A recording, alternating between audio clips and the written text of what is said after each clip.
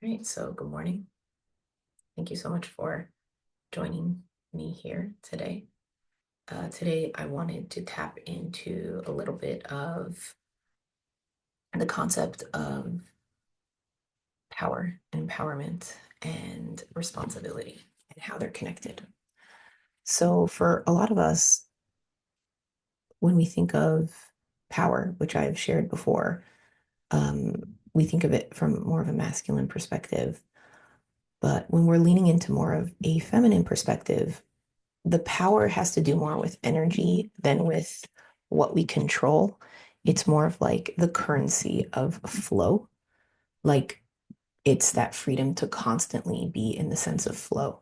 So that's kind of if we wanted to break empowerment down into one sentence. When it comes to responsibility, we can't get that empowerment without responsibility because to to be able to gain that power, we have to, or that empowerment, we have to actually be aware of what we're responsible for.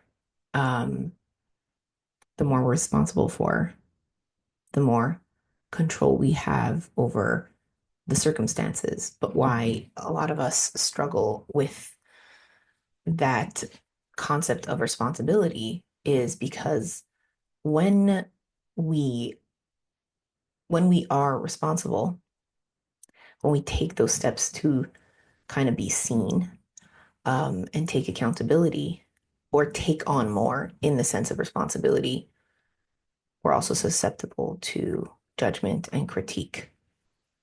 And for the ones of us that haven't learned how to handle the judgment and critique, it's easier to just fall in line and then easier to blame somebody else when something goes wrong. So there's a part of life that is not in our control. But what we're focusing on today is the components of life that we might think are not in our control and are actually in our control. So when we think of responsibility, I want you to think about in your life the things that you possibly can kind of take responsibility for that you might not want to, and then ask yourself, what are the reasons you're not taking responsibility for those things? And a lot of times, when we're not taking the responsibility for those things, it's not because we don't want to, it's we haven't learned about the tools and techniques of either how to start that project or how to kind of assemble a team or communicate and negotiate. So there's also a sense of confidence that might be missing.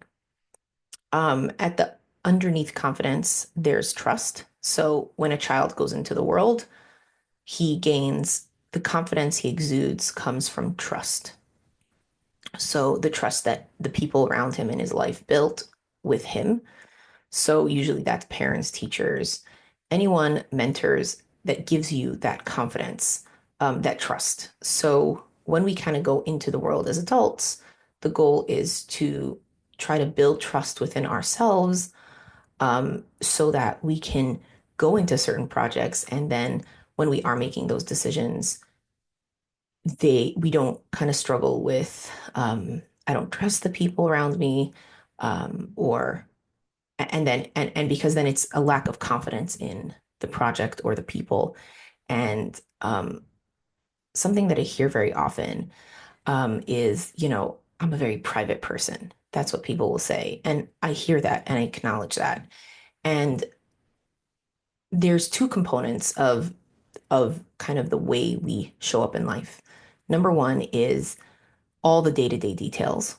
And then there's like for example, saying today was a good day, or then detailing the factors that make it into a good day.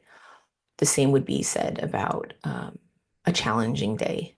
The difference between the challenge itself and like just saying, it was a little bit of a rough day, or giving details out. So when we're in a position where we're sharing like that statement of, oh, I had a little bit of a challenge, we're also trusting that the other person knows that we mean what we're saying. And there's that confidence that there's truth there.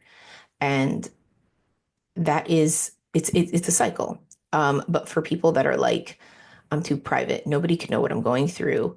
Um, what happens is there's a lack of confidence in the way the world operates. So it's just asking yourself in your life, how do you communicate confidence and trust in general? Like, do you trust yourself? If you do, what does that look like? And then also for the people around you, what that looks like.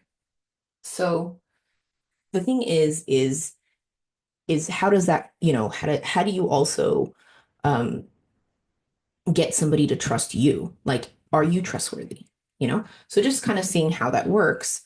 And then that can help also when it comes to responsibility, that then responsibility isn't just something that's on your head, just like power isn't a weight or control, it's more flow.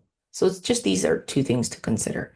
And where that leads us into the next thing is the concept of like open and closed communication. So part of being able to build solid relationships, and that's with yourself, with others, take on more responsibility and be aware of what it is your duty in the world is, right? And this could also be with like spirituality, our body, right?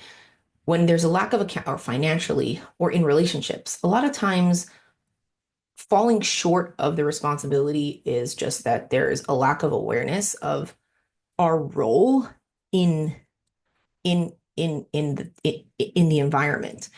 And somebody asked me a question when I gave this class a couple days ago, and she said, how does value kind of come into into play here?" And the thing is that it's not about if you value yourself or not. This has nothing to do with your value. It's not like it's trust and value are two different things. When we feel valued, right? So, um, and confidence, right? So confidence is a little bit different. When we feel like our sense of value, as um, in life, is slightly different. So, an example of value. One second, let me think of how I can kind of create the differentiation. Is it's just I think with like confidence it's more of like the follow through, and with value it's more like stagnant, as in like it's more of confidence is more of like more in the flow, and value is more like the things that kind of build you as a person.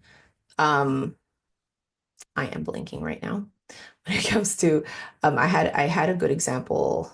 Let me just think a second.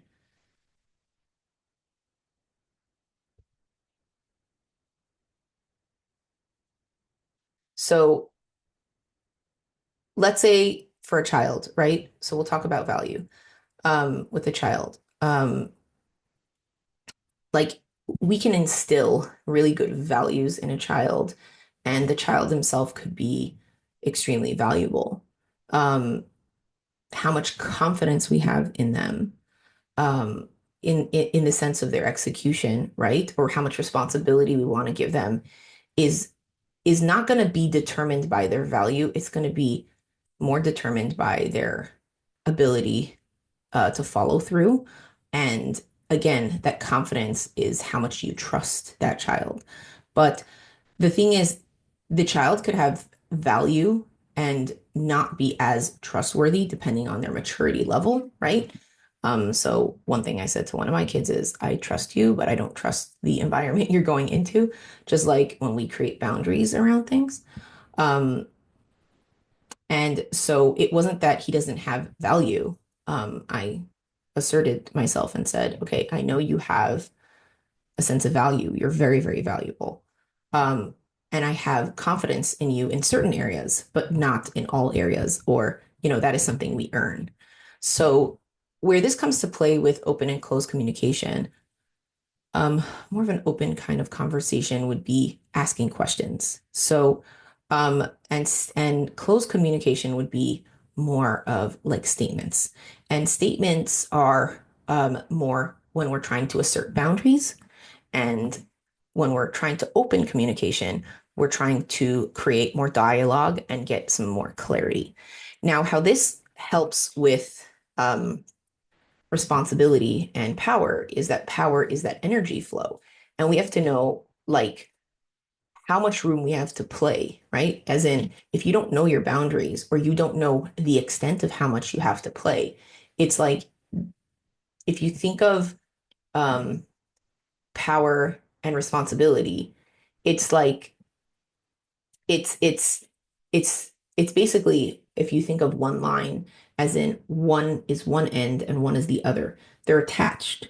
And there might be, and there's flow that goes in between in like it kind of goes back and forth because they do communicate, even though they might feel like two different ends of a spectrum of sorts.